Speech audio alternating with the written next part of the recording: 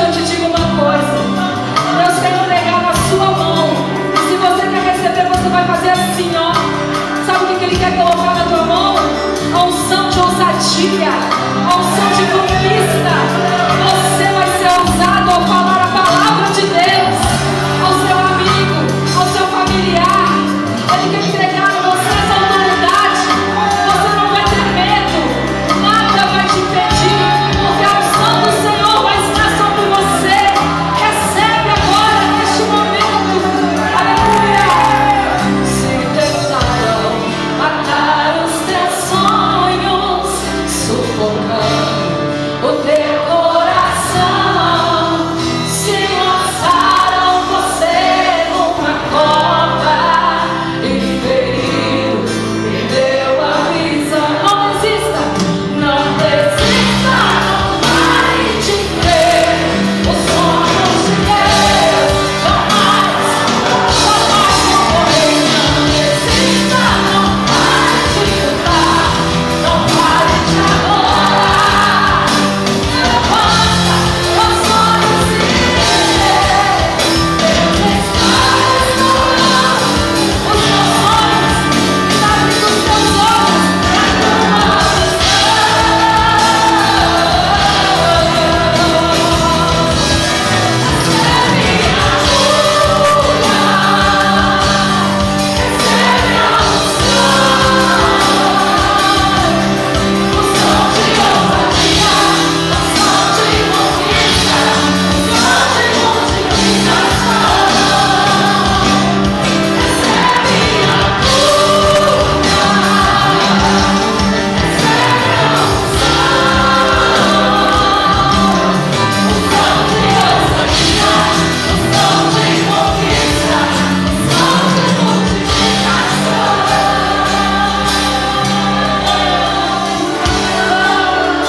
Você pode dar um glória a Deus bem forte? Aleluia! E nessa mesma intensidade, nós vamos orar agora pela conquista de almas. E o projeto dessa igreja é ganhar vidas para Jesus, é estabelecer o reino de Deus. Eu queria chamar os adolescentes mesmo, né? Essa tribo forte, é a tribo de Dan. Vamos pegar, cada um pega um balde aí. Precisa um microfone aqui para a gente orar? Aleluia. Pode continuar fazendo. Aleluia. Chega mais para cá, galera. Por que vocês estão tudo no cantinho assim, amontoado aí? Nós vamos orar agora. Eu queria que você estendesse sua mão para cá. Esse final de semana nós vamos fazer o primeiro Reviva nessa série que nós estamos de conquista de vidas. Eu creio. Quando eu falo isso, eu falo que eu creio. Eu creio. Fala comigo. Eu creio. Que estas pessoas serão impactadas pelo Espírito Santo e vão ter uma experiência com Jesus. E nós vamos orar por esses nomes agora. Chamar um adolescente. Quem quer orar para os adolescentes aí?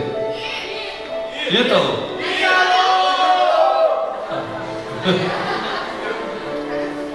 Estenda sua mão para cá e vamos levantar um clamor. Oh Espírito Santo de Deus. Senhor Deus, querido nosso Pai, queremos levantar agora um clamor, Deus, sobre essas almas, em nome do Senhor Jesus. Vai de encontro agora a elas, Senhor Deus. Faça que elas sintam aquela vontade de buscar o Senhor cada vez mais. E esse reviva, Deus, venha causar mudança sobre a vida delas. Em nome do Senhor Jesus, pedimos agora a sua real presença na vida das pessoas lá naquele lugar. Senhor Deus, acampe lá antes mesmo delas chegarem lá na Reviva. Agora, Deus, pedimos a autoridade do teu nome, Jesus, a libertação, a cura, Deus, e o teu Espírito Santo sobre a vida dessas pessoas. Levantamos esse clamor, Deus, que nenhuma das pessoas aqui sairá sem o seu Espírito Santo de Deus, Deus. Então, em nome do Senhor Jesus, todos os nomes que estão nesses baldes serão transformados mediante a tua palavra, Deus. Então, em nome do Senhor Jesus, queremos mais e mais o seu Espírito Santo sobre a vida das pessoas, mais e mais a tua mudança sobre a vida das pessoas, mais e mais a tua libertação sobre a vida delas. Em nome do Senhor Jesus, Deus. Esse é o clamor que nós levantamos. Amém. Glória a Deus. Amém. Aleluia. Eu creio que Deus vai fazer algo E esse, pode sentar, esse final de semana, nós vamos estar fazendo o primeiro Reviva. Os líderes de célula hoje ainda vão pegar as fichas para o Reviva dos homens. E aí você vai trazer, que dia? Domingo. Líderes, que dia que nós vamos trazer as fichas? Domingo. Não é segunda, não é terça, é domingo. Por quê? Você vai trazer a ficha, nós vamos ver se tem vaga, e aí na segunda, na terça a gente preenche as vagas, porque o sítio tem capacidade de até 60 pessoas, então nós não podemos deixar de levar até a última pessoa para lá, então nós não podemos deixar. Essa semana nós compramos os colchões, semana passada, não sei se vai chegar até sexta-feira, então quem vai no Reviva agora, leve um colchão. Dos homens não vai precisar, você já vai chegar, vai ter um colchão, e no nome de Jesus também vai ter até uma cama lá para você. Mas nesse agora não tem jeito, esse agora tem que levar, ok? Então, depois o pessoal vai estar ligando. E outra coisa, quem deu o nome, gente, não pode faltar. Você imagina, tem gente na fila, na lista de espera. Se quem deu o nome não foi, está tirando a vaga de outra pessoa que poderia ter ido. A nossa igreja não cobra para fazer retiro, nós fazemos de graça. É a única igreja que não cobra para fazer essas coisas, porque nós cremos que de graça recebemos, de graça nós temos que dar. Mas as pessoas têm que fazer o quê? Valorizar, né? Porque se você dá o nome e não vai, o que acaba acontecendo? Você tira a vaga de outra pessoa. Então quem deu o nome, vai que Deus vai transformar a sua vida esse final de semana. Você nunca mais vai ser o mesmo. Aleluia! E agora nós vamos consagrar a Deus o dízimo e oferta. As células vão estar trazendo um alimento. Alguns já colocaram aqui, outros já colocaram na geladeira, mas quem tiver com alimento aí vai trazer aqui para nós consagrarmos ao Senhor. Esse alimento é para o Reviva. Nós vamos usar tudo isso na cozinha do Reviva para as pessoas participarem. Então, se você não trouxe hoje, traz amanhã, deixa de trazer não. E nós vamos abençoar esse alimento aqui também, o seu dízimo e sua oferta. Meus queridos, quando nós falamos em dízimo e oferta, nós estamos falando de uma semente frutífera. Estamos falando de uma igreja que realmente investe em vidas. E o dízimo é quando nós devolvemos para Deus. Aí você fala, pastor, Deus não precisa de dinheiro. Não precisa mesmo. E quando você devolve, o que ele faz? Por ele não precisar, ele manda de volta para você, multiplicado até 100 vezes mais. Então é um negócio bom esse negócio da dízimo. Não é 20%, não é 30%, dízimo é 10%. Então, pastor, mas eu ajudo o ministério de outra igreja. Meu irmão, você tem que ser dizimista onde você está, não é em outro lugar, porque aqui você sabe onde a semente está sendo aplicada. Então vamos ofertar ao nosso Deus. Lá no sítio, esse final de semana, nós fizemos vários trilhos, ainda temos, são 120 camas que nós vamos fazer, 120 colchões, e tudo isso é com dízimo e oferta. Então vamos ofertar ao nosso Deus. Pegue a sua oferta e coloque no altar do Senhor. Vamos ofertar.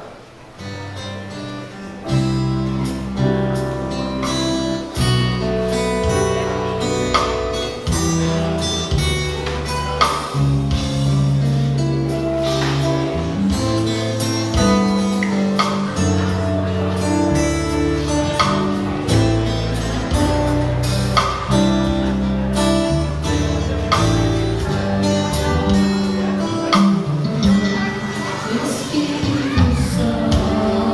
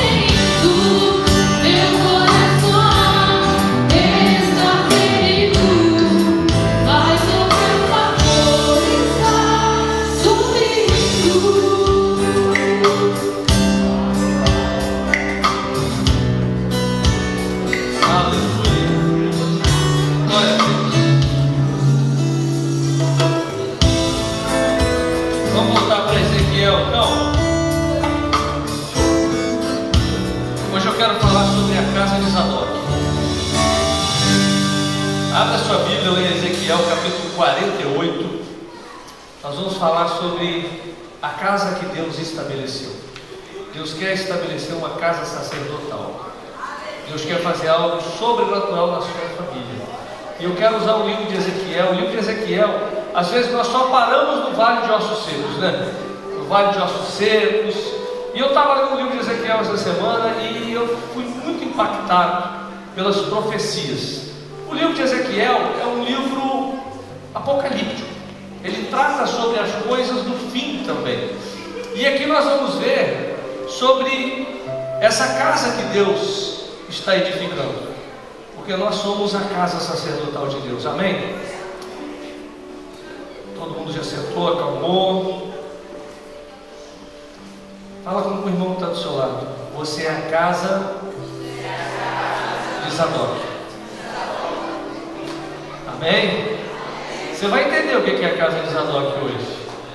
Aleluia. Você vai falar, pastor, eu quero ser a casa de Zadok. Ezequiel capítulo 48, a partir do verso 10. Olha, a partir do verso 9. A porção sagrada que vocês devem oferecer ao Senhor terá 12,5 km de comprimento e 5 km de largura. Esta será a porção sagrada para os sacerdotes. Terá 12,5 km de comprimento no lado norte, 5 km de largura no lado ocidental, 5 km de largura no lado oriental e 12,5 km de comprimento no lado sul. No centro dela estará o santuário do Senhor. Pertencerá aos sacerdotes consagrados, os zadoquitas, que foram fiéis em me servir e não se desviaram como fizeram os levitas quando os israelitas se desviaram. Será um presente especial para eles da porção sagrada da terra, uma porção santíssima, margeando o território dos levitas. Meu irmão, quando eu li esse texto, eu confesso que eu fiquei impactado com isso, porque o Espírito Santo começou a me mostrar a história do povo de Israel. E nós vemos quando Deus levantou um sacerdócio. Esse sacerdócio ele vem de Arão. Arão foi o primeiro sacerdote, e Deus disse que a linhagem de Arão, dela sairiam os sacerdotes. Os filhos de Arão foram esses sacerdotes. E aqui quando nós vemos os zadoquitas recebendo uma porção especial, Ezequiel está falando da reconstrução do templo. O povo estava no exílio, e aqui Deus já está revelando para ele como seria a reconstrução e como seria a divisão da terra em volta do templo. Já é algo profético para nós hoje, amém? É algo profético. Como é essa divisão? O Espírito Santo está dentro de nós. Nós somos o templo do Senhor, nós somos a casa de Deus.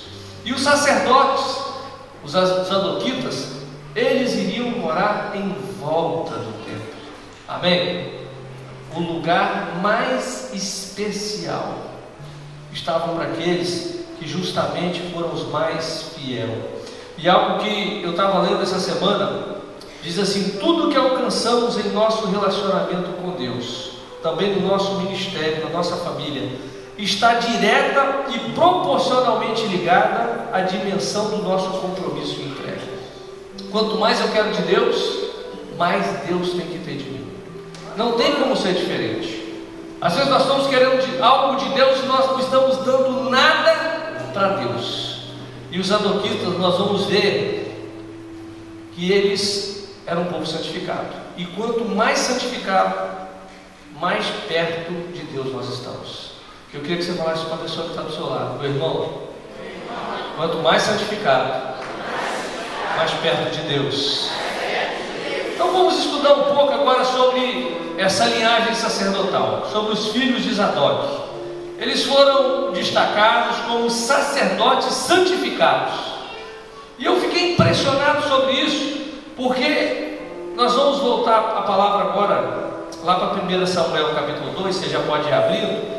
Deus promete edificar uma casa firme, uma casa sacerdotal firme. E essa casa é justamente a casa de Zadok. E nós vamos ver mais à frente. Mas vai abrindo logo lá em 1 Samuel, e nós entendemos um pouco como isso aconteceu. Alguns ministérios, com certeza serão julgados pelo Senhor. Meus queridos, todos nós vamos prestar contas a Deus. Todo dia nós prestamos contas a Deus dos nossos atos. Às vezes nós achamos que com Deus nós podemos brincar ou barganhar. Com Deus não se brinca. Com Deus as coisas têm que ser muito certas. Amém? 1 Timóteo capítulo 5, 24, a Bíblia diz assim: os pecados de alguns homens são notórios e levam a juízo, ao passo que os de outros só mais tarde se manifestam. Ou seja, todo pecado vai ter juízo. Alguns Deus já faz na hora, e outros Deus espera mais um pouco. E foi o que aconteceu justamente com Eli, nesse texto que nós vamos ler. Deus fez o julgamento na hora e continuou o julgamento durante um tempo. Nós vamos entender isso. Todos acharam? 1 Samuel capítulo 2, a partir do verso 27, diz assim: veio um homem de Deus a Eli e lhe disse: assim diz o Senhor, não me manifestei na verdade à casa de teu pai, estando os israelitas ainda do Egito, na casa de Faraó? Eu o escolhi dentre todas as tribos de Israel para ser o meu sacerdote, para subir ao meu altar, para queimar o incenso e para trazer a estola sacerdotal perante mim. E dei à casa de teu pai todas as ofertas queimadas dos filhos de Israel. Por que pisais os pés os meus sacrifícios e as minhas ofertas de manjares, que ordenei que me fizessem na minha morada? E tu, porque honras a teus filhos mais do que a mim, para tu e eles os engordaste das melhores de todas as ofertas do meu povo de Israel? Portanto, diz o Senhor Deus de Israel: na verdade, dissera eu que a tua casa e a casa de teu pai andariam diante de mim perpetuamente. Porém agora diz o Senhor: longe de mim tal coisa, porque aos que me honram, honrarei, porém os que me desprezam serão desmerecidos. Eis que vem dias em que cortarei o teu braço e o braço da casa de teu pai, para que não haja mais velho nenhum em tua casa, e verás o aperto da morada de Deus, há um tempo com o bem que fará a Israel, e jamais haverá velho em tua casa. O homem, porém, da tua linhagem, a quem eu não afastar do meu altar, será para te consumir os olhos e para te entristecer a alma. E todos os descendentes da tua casa morrerão na flor da idade. Ser-te-á por sinal o que sobrevirá a teus dois filhos, Ófine e Finéias. Ambos morrerão no mesmo dia. Então suscitarei para mim um sacerdote fiel, que procederá segundo o que tenho no coração e na mente. Edificar-lhe-ei uma casa estável, e andará ele diante do meu ungido para sempre. Será que todo aquele que restar da tua casa virá a inclinar-se diante dele, para obter uma moeda de prata e um bocado de pão, e dirá: rogo-te que me admitas a algum dos cargos sacerdotais, para ter um pedaço de pão que coma. Esse texto é muito sério. Meus queridos, quem honra a Deus, Deus faz o quê? O quê? Deus honra. E quem desonra a Deus, Deus despreza.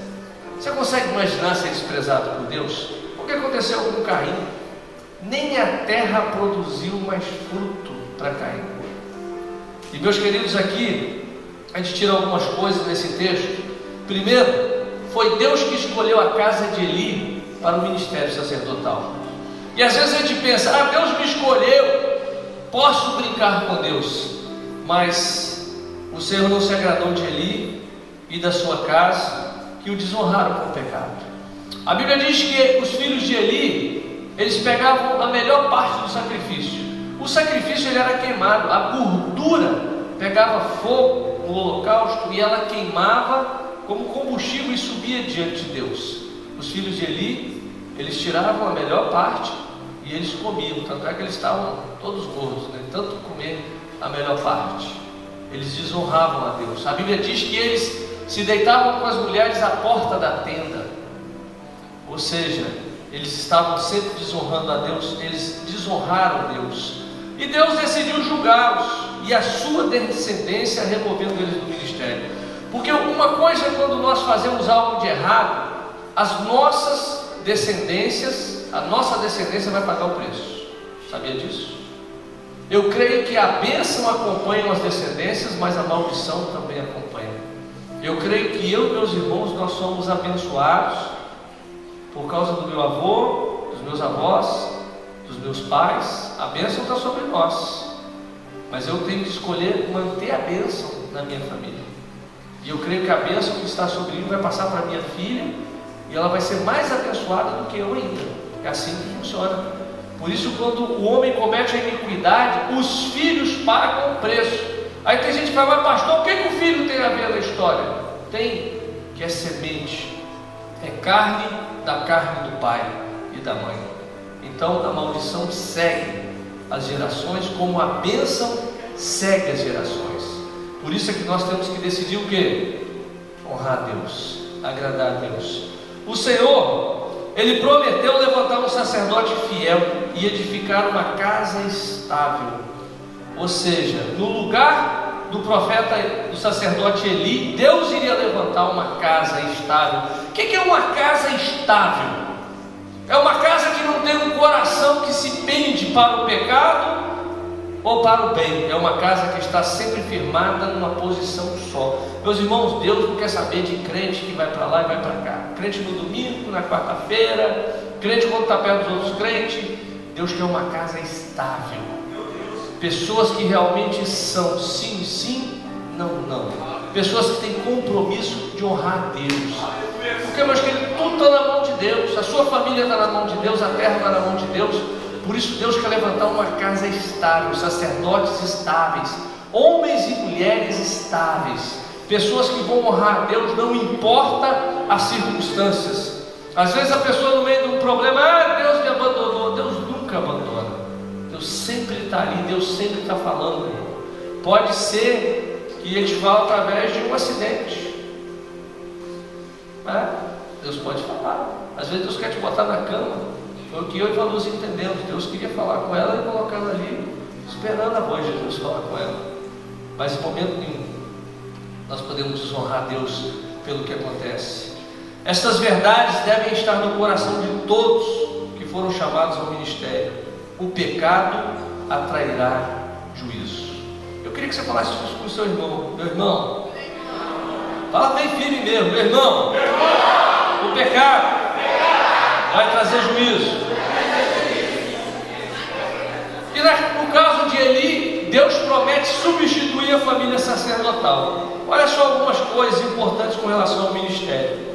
Até mesmo com uma declaração anteriormente feita, expressava essa vontade de Deus. Deus disse o seguinte: a sua casa estará perpetuamente.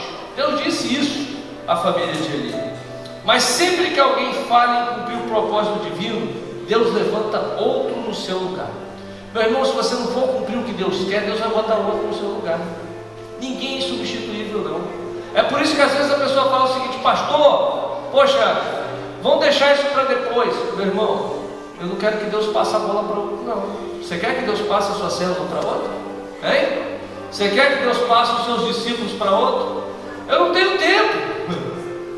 Deus vai arranjar um tempo para você. Deus vai tirar você do emprego para você ter tempo. Deus vai tocar na sua casa para você ter tempo. É assim que funciona. Aí Deus não escolhe desocupado. Tinha algum homem na Bíblia desocupado que Deus chamou? Estava todo mundo trabalhando, meu irmão. Então, quando Deus chama, se a gente quer passar a bola para outro, Ele vai levantar outro. Só que o outro vai ser o quê? Abençoado, e nós não seremos abençoados. Outra coisa que eu observei: o critério principal da nova escolha de Deus é encontrar alguém que não fale da mesma forma que falhou o anterior. Em 1 Samuel 13, versículo 14. É triste quando alguém que o Senhor escolheu para si é rejeitado e substituído. Gálatas 6, versículo 7, a Bíblia diz: não vos enganeis, de Deus não se zomba, pois aquilo que o homem semear, isso também ceifará. O cumprimento da profecia de Eli, aí eu comecei a preparar esse sermão, comecei a ver algumas coisas. O cumprimento dessa profecia feita a Eli aconteceu anos depois. Envolveu 2 sacerdotes distintos. Primeiro Abiatar e Zadok. Na pessoa de Abiatar, que foi o último, nós vemos o cumprimento da destruição da linhagem sacerdotal. Porque o sacerdote funcionava da seguinte forma: o pai era sacerdote, os filhos seriam sacerdotes. Era assim. Era uma consequência, era algo consequentemente. Não era como um reinado. Então não trazia de outra linhagem, era aquela linhagem. Começou com Arão, os filhos de Arão. E assim foi seguindo a linhagem. E quando chegou em Eli, Eli abusou diante de Deus, desonrou Deus. E Deus termina a linhagem em Abiatar. Nós vamos ver isso, abra sua Bíblia em 1 Samuel 22, 16 a 21. Diz assim: respondeu o rei a Aimeleque: morrerás tu e toda a casa de teu pai.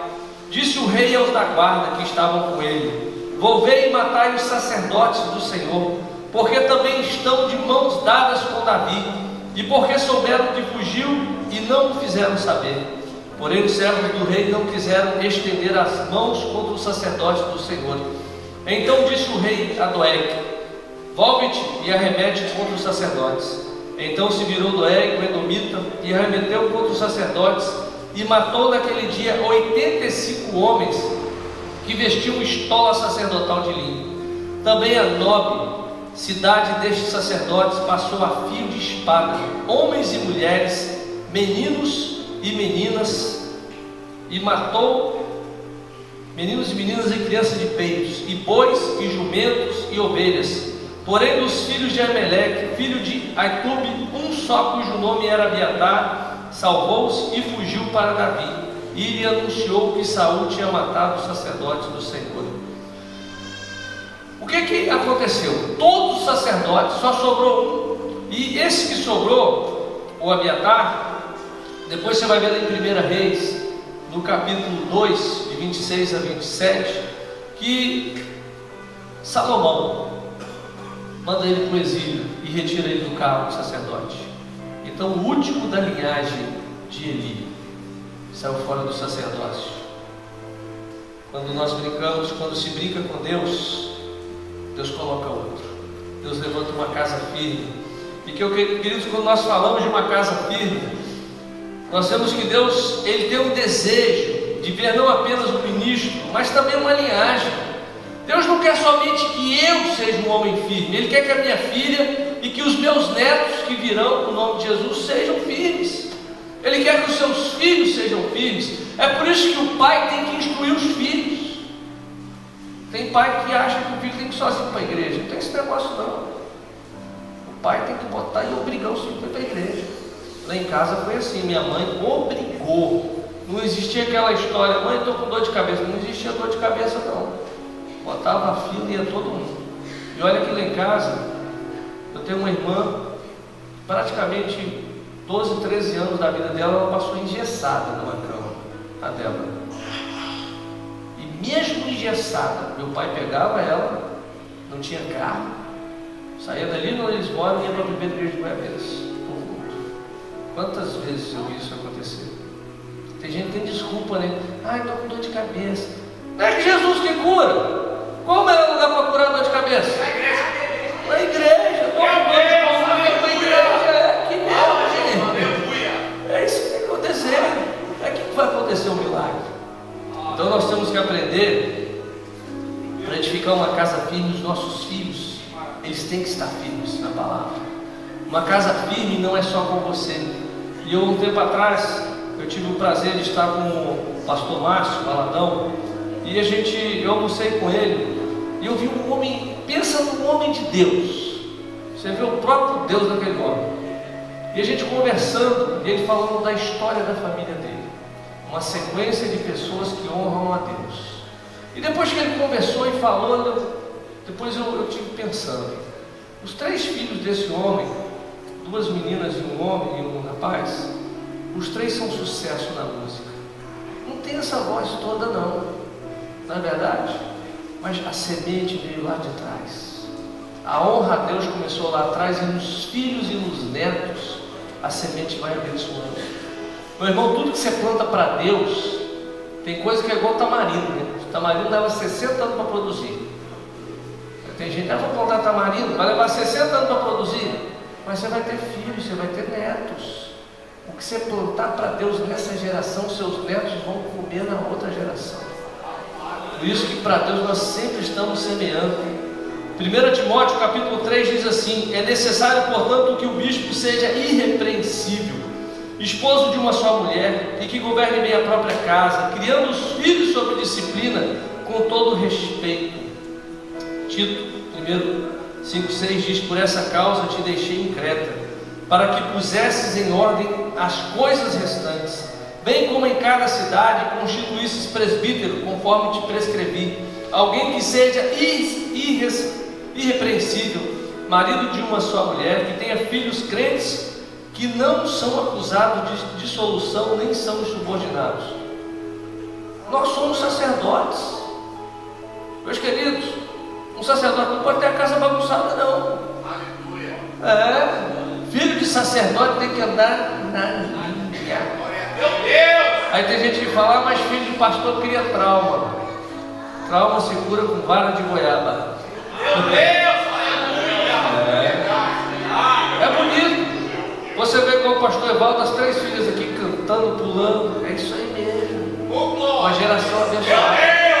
Você vê as filhas do Marciano aqui correndo e pulando aqui, né? Ele está aqui pulando, louvando a Deus. É esse o caminho, gente. É isso aí. Porque uma geração abençoada tem que passar a bênção para outra geração. Porque nós temos que edificar uma casa firme.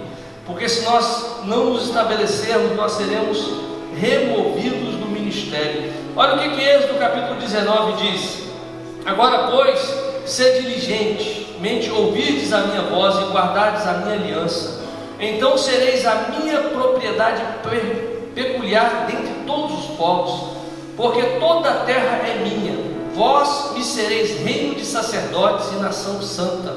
São estas as palavras que falarás aos filhos de Israel. Eu estava pensando sobre isso quando eu li esse texto. Quando Deus convidou os levitas, por que chamou uma tribo, a tribo dos levitas, para ser separada, para estar em volta do templo? Sabe por quê? Porque quando Moisés subiu a primeira vez para receber os mandamentos e desceu, estava tudo bagunçado. E quando Moisés disse o seguinte: quem é do Senhor, pega a espada. Qual foi a tribo que pegou a espada? A tribo de Levi, os filhos de Levi. Eles pegaram a espada e Moisés disse: passa no arraial e mata os infiéis. Foi a tribo de Levi. Por isso Deus escolheu, porque Deus sempre escolhe quem tem posição. O plano de Deus era que todos fossem iguais à tribo de Levi. Meus queridos, Deus quer quem tem posição. Quem não tem posição, Deus não vai honrar nessa terra, não.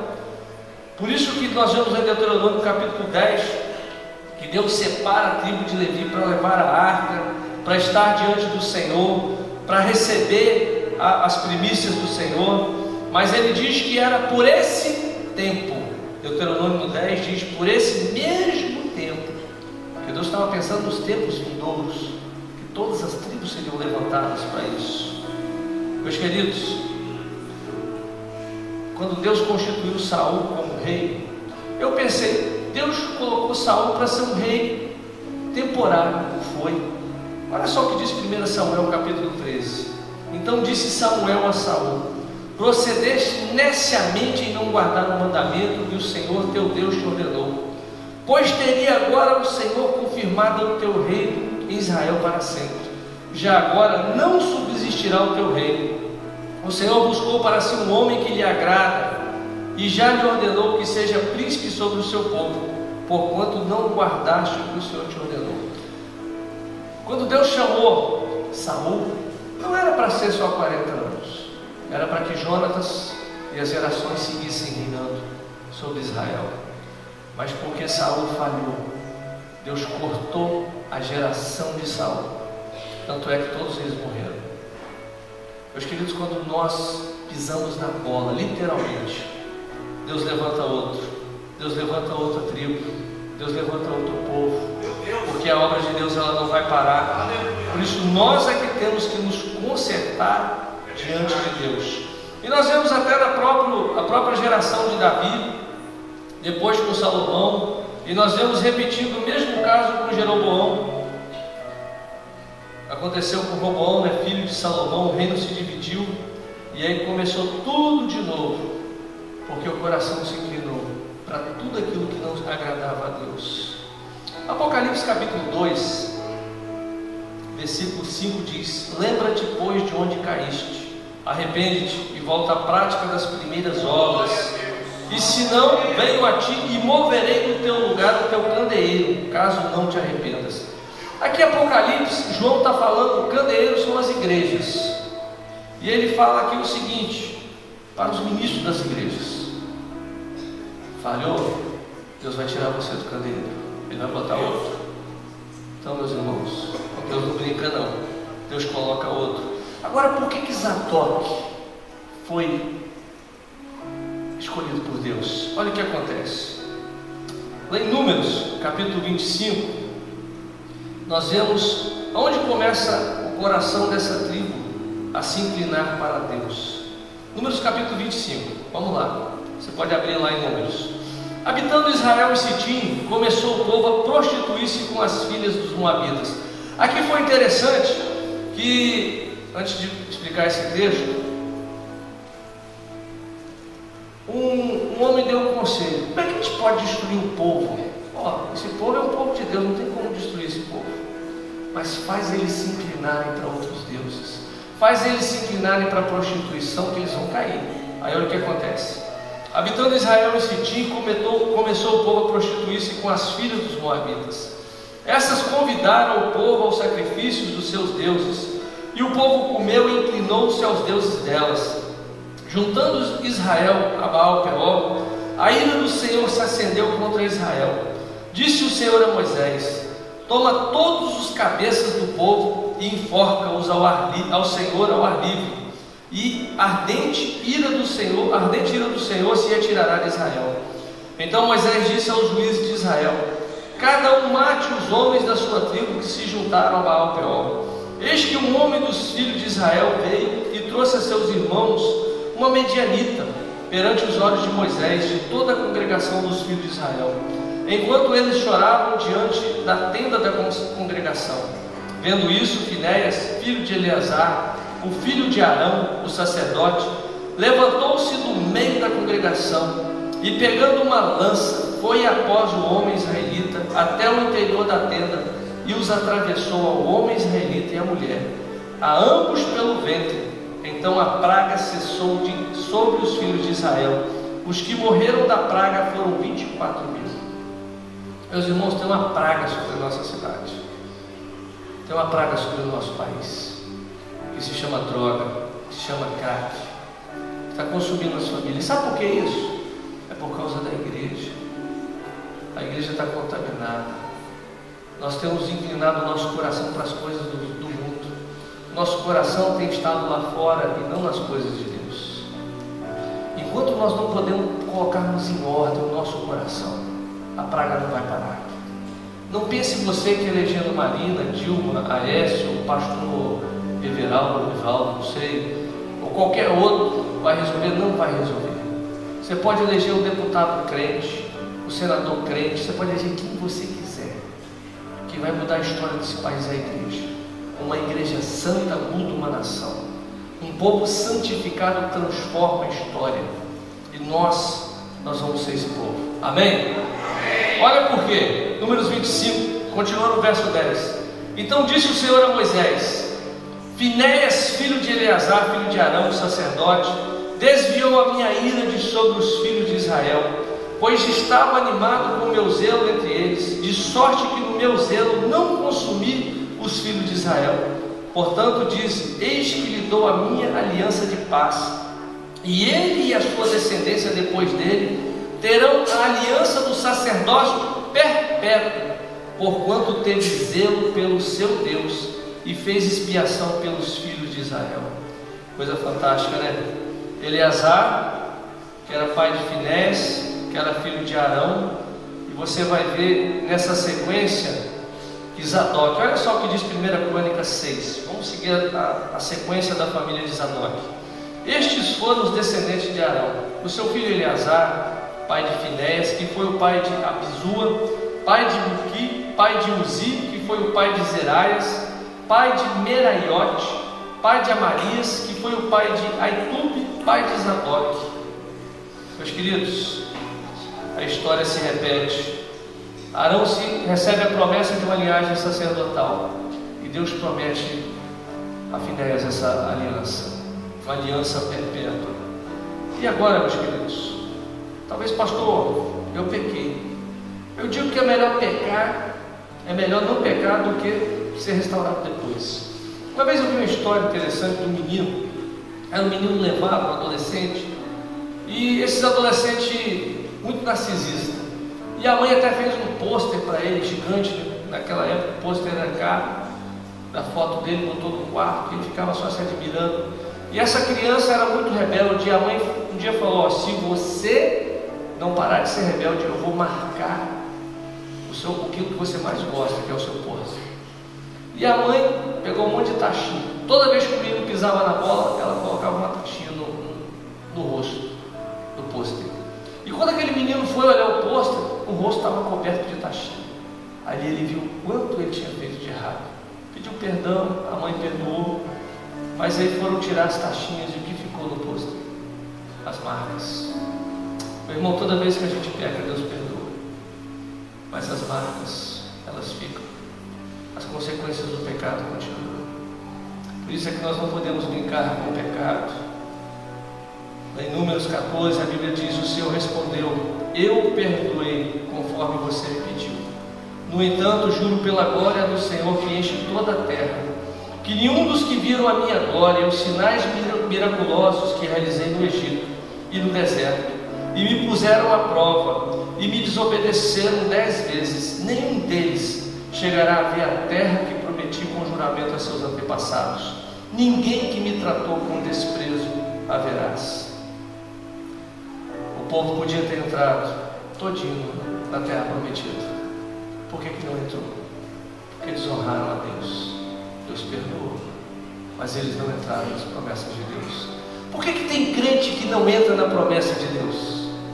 E você vê: pastor, eu estou quase chegando e não consigo chegar. Porque desonra a Deus, meu irmão. Quando você desonra a Deus, a bênção ela bate numa parede e ela não chega até você. Quando você desonra a Deus, a sua família ela não prospera. Quando você desonra a Deus, o fruto do seu trabalho não vai para frente. Deus tem que ser honrado. Você tem que ser como Zadok, uma casa edificada firmemente. A casa da onde saiu o profeta Ezequiel, uma casa edificada com firmeza. Aí muitas das vezes nós reclamamos: poxa, pastor, estava quase, caiu, pecou, perdeu. Deus vai te perdoar. É aquilo que eu disse aqui: você não perde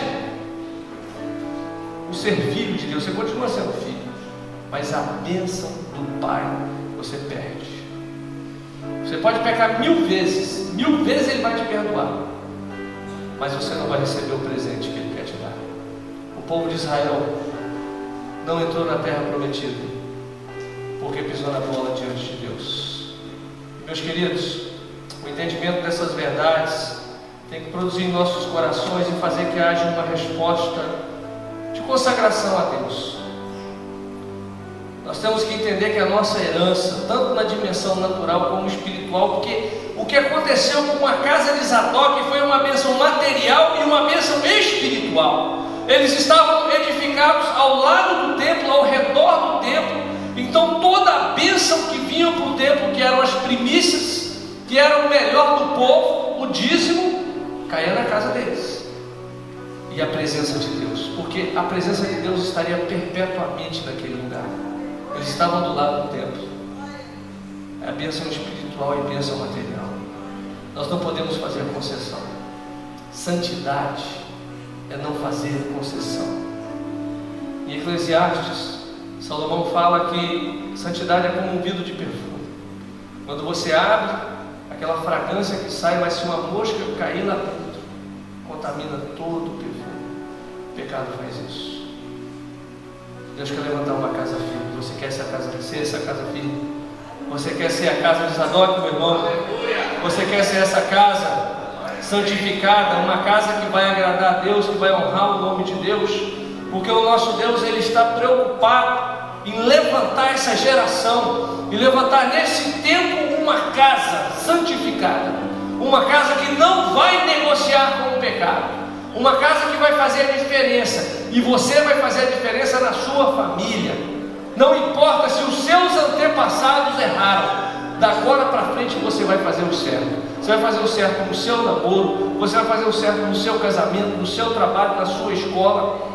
Crente não cola, crente não se corrompe, crente não comete fornicação, crente faz tudo certo, porque honra a Deus. Já contei meu testemunho. Meus queridos, a bênção que está sobre a minha vida é porque eu decidi honrar a Deus desde o começo. Desde o começo eu procurei honrar a Deus. Eu decidi no meu coração que Deus seria o primeiro. Eu decidi no meu coração que Deus seria o Senhor e que a minha vida seria para a honra dele. E eu colho as bênçãos de tudo aquilo que eu já fiz diante de Deus. E eu creio que a minha filha vai colher as bênçãos porque eu coloquei isso na cabeça dela. Honra a Deus. Entrega teu caminho ao Senhor, confia nele e Ele mais o fará. Busque ao Senhor de todo o seu coração, que venha o reino sobre a sua vida, que seja feita a vontade de Deus sobre a sua vida, e as demais coisas serão acrescentadas. O que vai ser acrescentado? Saúde, prosperidade, porque quando Deus está dentro, meu irmão, tudo vem. Você quer ser a casa de Zadok? Nós vamos orar. E se você quer ser essa casa diante de Deus, te convido a sair do seu lugar e vir aqui à frente, colocar sua vida diante de Deus. Às vezes nós colocamos empecilhos para ser casa santificada. Às vezes nós colocamos empecilhos, mas o que as pessoas vão pensar? O que as pessoas vão dizer de mim? O que o outro vai falar? Prazer sexual dura quantos minutos, meu irmão? O prazer de comprar algo com dinheiro corrompido dura quanto tempo? Você compra um relógio novo, daqui a pouco você já desgostou porque ele arranhou. Você compra um carro zero, 2, 3 dias depois você já não está mais com aquele coração. Agora, uma casa edificada é uma casa que tem alegria, é uma casa que tem o Espírito Santo de Deus dentro dela. Eu fico imaginando, meus queridos, é o que Deus quer, porque quando você vê a profecia de Ezequiel sobre o vale de ossos secos, Ezequiel era sacerdote da casa de Zadok, e ele pôde dizer que você pode profetizar sobre os ossos secos, e a coisa vai acontecer. Se você for casa de Zadok, você vai poder profetizar. O osso, está osso na sua casa, na sua família, está difícil, você vai poder profetizar, você vai poder fazer isso. Deus está levantando essa geração. Nós vamos mudar a realidade desse pai. Eu creio nisso. Eu creio que essa igreja vai mudar a realidade desse pai nessa cidade. Eu creio que as famílias serão restauradas. Eu creio que pessoas serão curadas.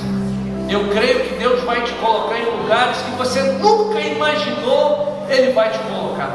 Eu creio que os seus filhos que foram perdidos, que são ossos secos, se tornarão carne viva e com o sopro do Espírito de Deus. Eu creio que Deus vai restaurar a sua vida financeira, a sua vida emocional. Talvez o diabo tenha dito para você o seguinte: ó, não tem mais jeito na sua vida emocional, não tem mais jeito na sua vida conjugal, não tem mais jeito. O diabo diz isso. Não tem mais jeito na sua saúde, mas Deus pode restaurar. Deus pode. Se o sacerdócio for edificado, Deus pode restaurar tudo aquilo que está quebrado.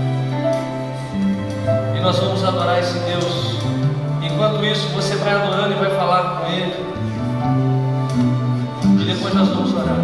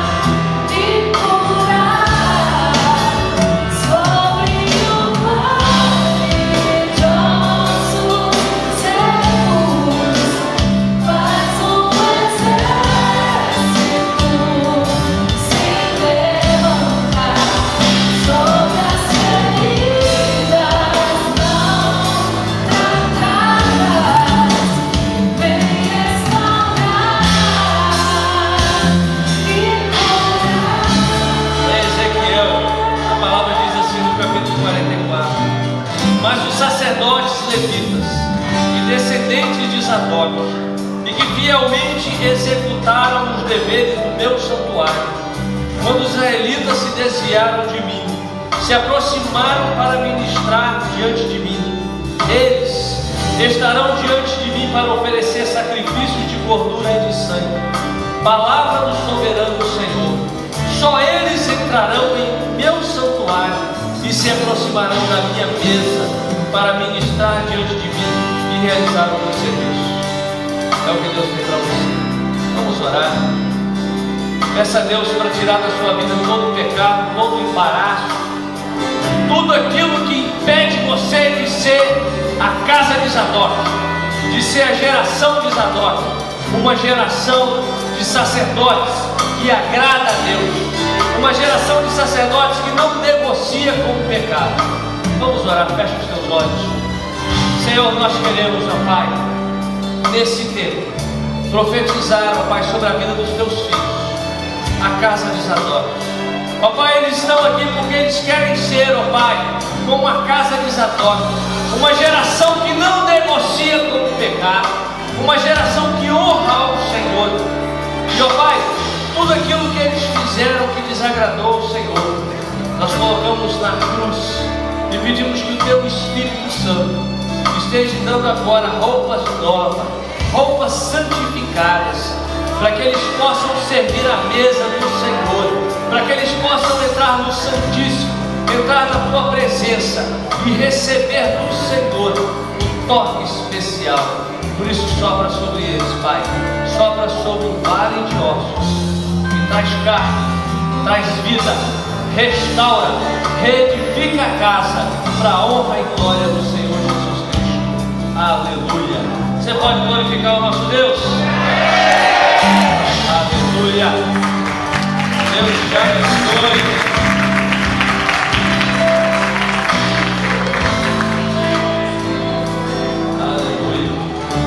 Nós temos dois testemunhos hoje. Primeiro nós temos o aniversário.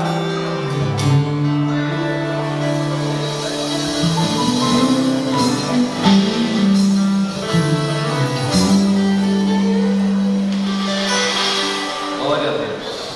Rapidinho eu queria só abrir aqui, antes de orar para encerrar. Nós temos um testemunho. Vem cá, você dá um testemunho. A nossa querida irmã, ela esteve enferma e nós oramos aqui pela cura dela, e agora ela vai falar o que Deus fez na vida dela, né? Boa noite, igreja. Eu estou aqui para agradecer primeiro aquele Papai do Céu e segundo vocês. 2 meses atrás eu estava aqui pedindo oração. Eu tinha feito uma mamografia e tinha dado nódulo maligno, e agora tem uma semana tornei fazer outra operação para ver se tinha enraizado. Foi feito outra biópsia, e por honra e glória do Senhor não deu nada. Glória a Deus. Estou agradecendo as orações de vocês, igreja. Fico muito grato de vocês terem orado. E aquele Pai lá do céu, ele ouviu as orações. E eu estou feliz, mas muito feliz mesmo. Porque eu confiei e ele veio e fez a obra. Vou confiar. A gente já estava com saudade de você, Laurita. É bom. Tá com saudade. Glória a Deus. Laurita é da célula do Casé, e graças a Deus fez a obra. E nós temos o aniversário também, Dona Nenê. Eu chamo de Nenê. Vem cá, Nenê, vamos orar. Quem mais está fazendo aniversário hoje? Tem mais alguém? Dona Nenê é um presente de Deus, Dona Nenê. Dona Nenê, a história da vida dela é algo muito bonito. Ela fumou durante 60 anos, né? Largou só para ser batizada e para servir a Jesus. Então vamos orar, vamos ficar de pé, vamos agradecer a Deus. Depois nós temos a nossa reunião dos líderes de célula rapidinho. Vamos orar. Pai, eu quero te agradecer, ó Pai, pelo milagre que o Senhor fez na vida da Dona Laurita e por tanto que o Senhor já tem feito aqui neste lugar, e nós queremos agradecer, porque sabemos que foi o Senhor que fez. E ó Pai, eu quero agradecer por mais um ano de vida que o Senhor concede a tua filha, e mais um ano na tua presença. Diante do Senhor, ela é uma jovem, uma recém-nascida, e nós queremos agradecer pela vida dela, pela família, pedir que o Senhor abençoe dela muitos anos de vida ainda, Pai, anos abençoados, em nome de Jesus. Amém. Deus te abençoe. Abraça pelo menos 5 pessoas. Amém.